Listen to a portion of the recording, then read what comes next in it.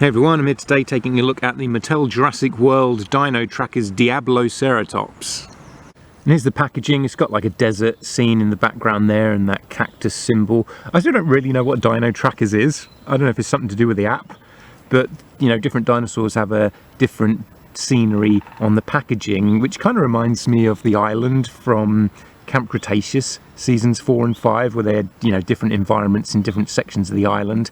That's kind of what's going on with this packaging for Dino Trackers. And then on the back it just shows the dinosaur and some others in the line.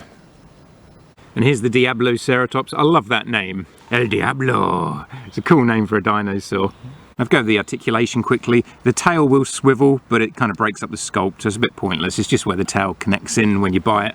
The back legs go forward and backwards and pivot out to the side as usual.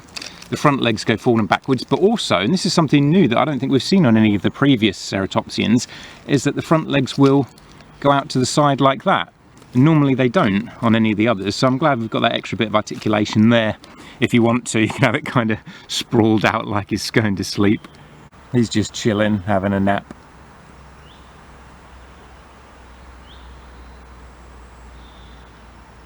The action feature for these Dino Trackers is that there's a button on the back, but instead of pushing it down or forward, now it goes to the side. I guess Mattel have run out of gimmicks, so they've got to find new ways to have the button work, but now it goes to the side. And it makes the head spin from side to side.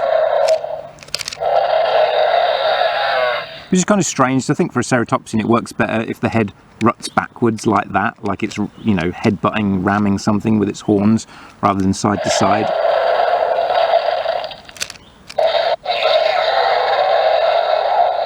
Some nice sounds though.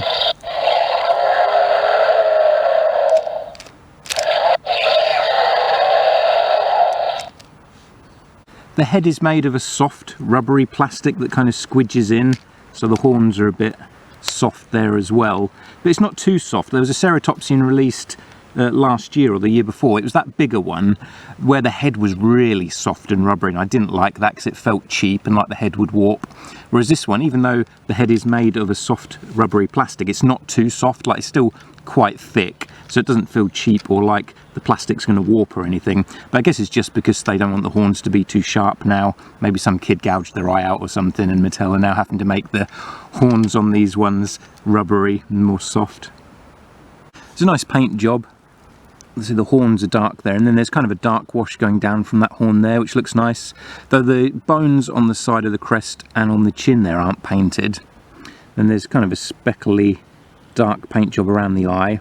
Also, the horn on his nose isn't painted either, and the beak isn't painted on the bottom. It's just the red plastic, which is a shame. I think that more than the horns bothers me, that the bottom of that beak isn't painted, because it looks strange having the top of the beak a different colour. And the strange thing is they've put some brown paint on the tip of the tail there, which is like the same colour as the beak. So rather than wasting that paint app on the end of the tail there, I'd rather they put it on the bottom beak. Like, I don't know why, who made this decision to waste that paint app on the tail, because each paint app on a figure costs more money. That's why the toy companies try and reduce as many paint apps as possible, because if they were to paint every single one of those horns, they'd have to pay for each one, so that's an extra cost. So it does add up a bit. But when you've got a pointless bit of paint on the tip of the tail there that they've paid for anyway, just use that for the beak. I don't think anyone who bought this dinosaur would have looked at it and thought, oh, I wish there was some dark paint on the tip of the tail. That would have really made it. It just doesn't look right without that dark tip on the tail. Like, weird choice to me to do that instead of putting it on the beak. But otherwise, it is a really nice paint job. And I don't think we've had a ceratopsian in this kind of colour scheme before.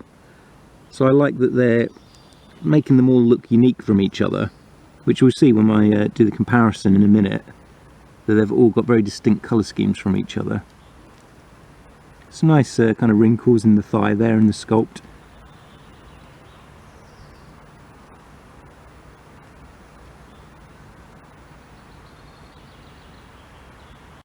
See, it's got a paler underside, and then the top's mostly red. I love that red colour.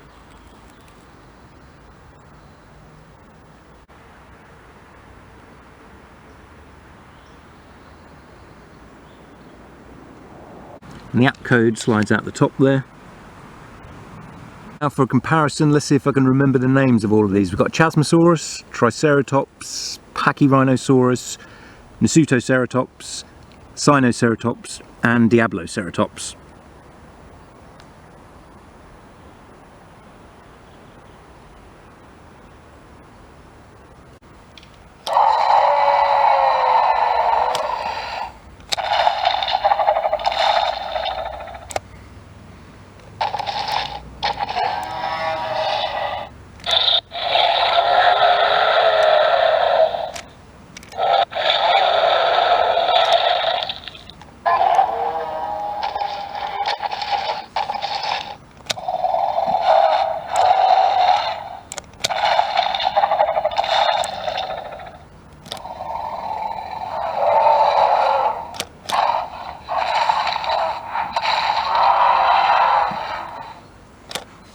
That Chasmosaurus is electronic, but unfortunately mine doesn't work anymore. It's about 25 years old now. I got it second hand.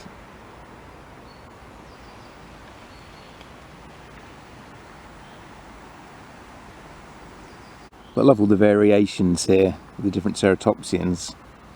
Such beautiful designs. It's amazing to think all these creatures actually existed.